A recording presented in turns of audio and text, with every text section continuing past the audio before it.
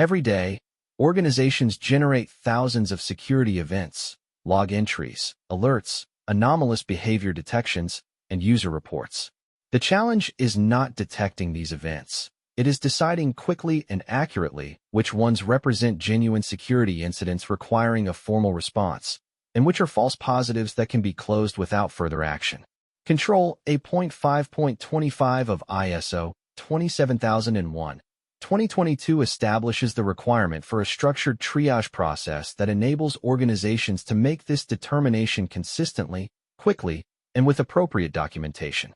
In the next few minutes, we will explore how this process works and what the standard requires. Let us explore the structured triage process that A.5.25 requires, and the decision criteria that determine whether a security event is classified as a security incident. A.5.25 requires a defined triage process for assessing security events, making documented escalation decisions, and managing false positives systematically. The triage process begins at the point of event detection and must be structured enough to be applied consistently by different analysts across different shifts and different types of events.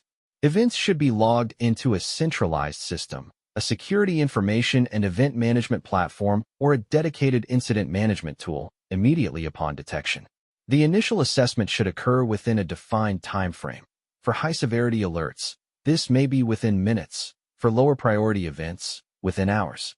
Speed matters because the window for effective containment narrows rapidly as an incident progresses. Decision criteria provide the analytical framework for determining whether an event should be classified as an incident. Organizations should define and document the factors that influence the triage decision. The potential impact of the event on confidentiality, integrity, or availability. The likelihood that a security breach has occurred or is in progress.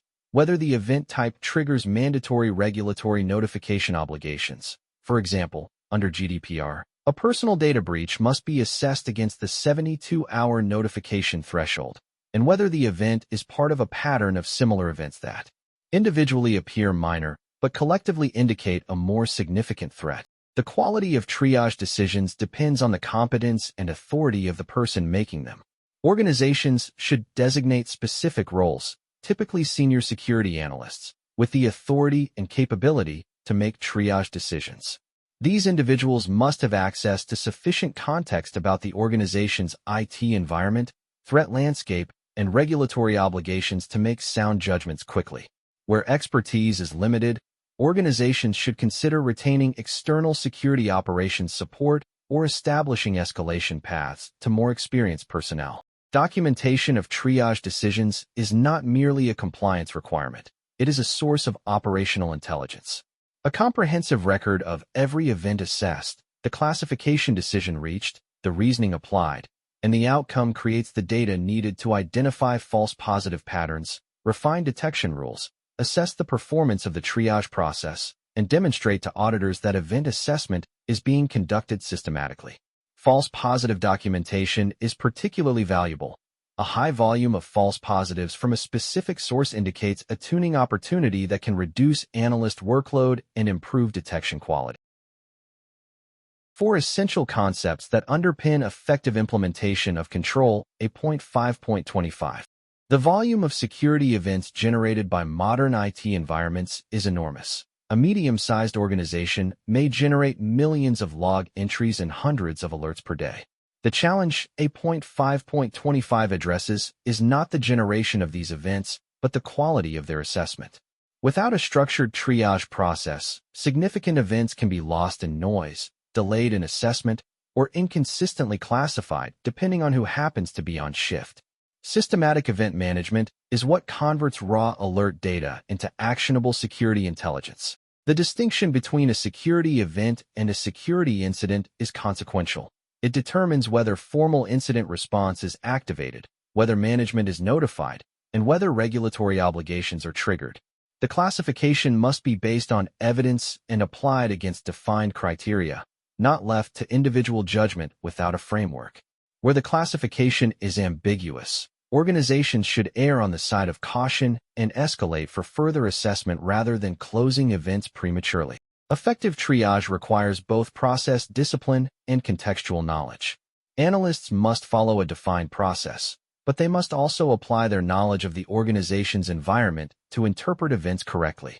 An authentication failure from a legitimate user traveling internationally is a different risk than the same failure from an IP address associated with known malicious activity.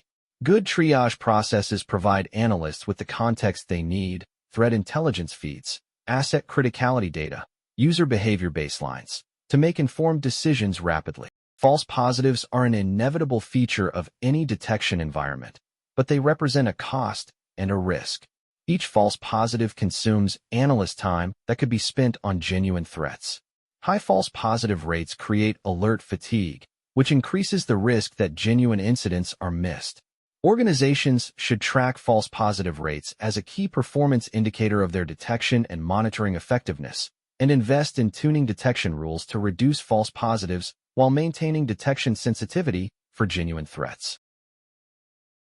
Now let us explore how organizations can implement A.5.25 to create a consistent, documented, and efficient security event assessment process.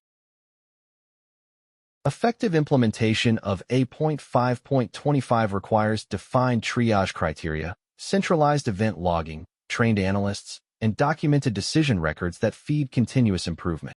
Event classification criteria should be documented in the organization's incident management procedures and made accessible to all security analysts.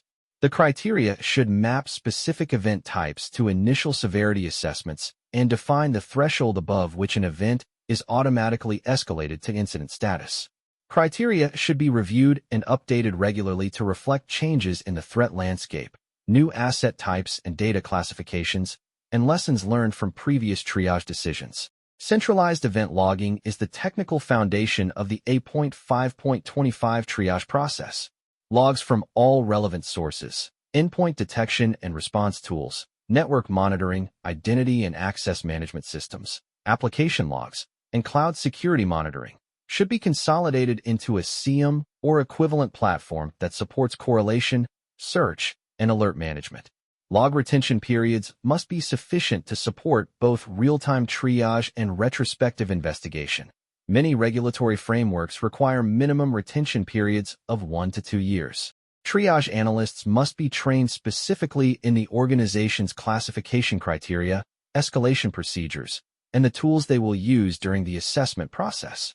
Training should include realistic scenario exercises that walk analysts through the decision points they will face, particularly the ambiguous cases where classification is not immediately obvious. Competency in triage should be assessed periodically and refreshed when procedures or tools change. Periodic review of triage decisions is an A.5.25 best practice that drives continuous improvement.